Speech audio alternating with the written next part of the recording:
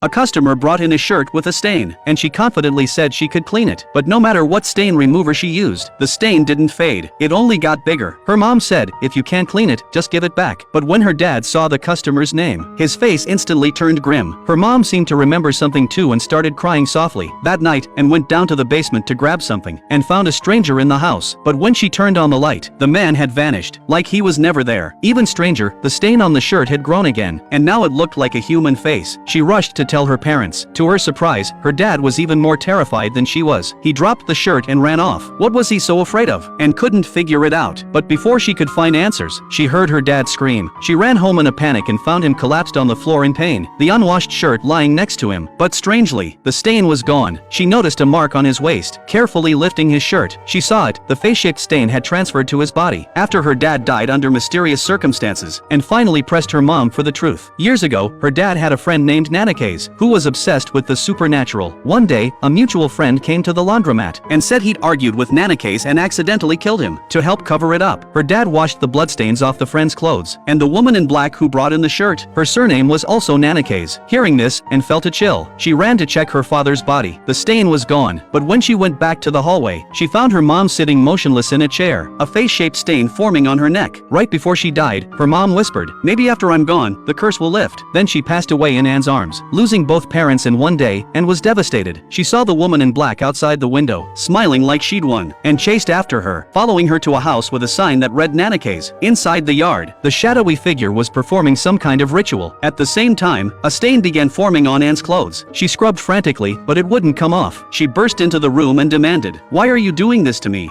父の死に関わった全てに仇討ちを。私には関係ない。ある。お前にも責任が。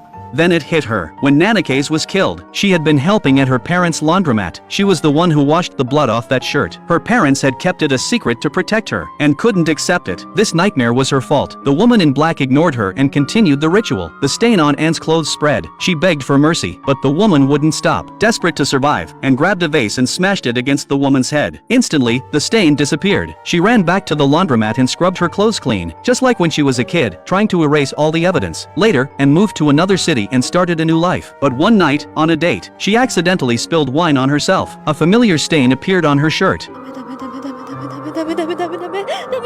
Terrified, she rushed to the bathroom and scrubbed like crazy. No matter how hard she tried, the stain wouldn't come off. Then, behind her, a familiar voice spoke.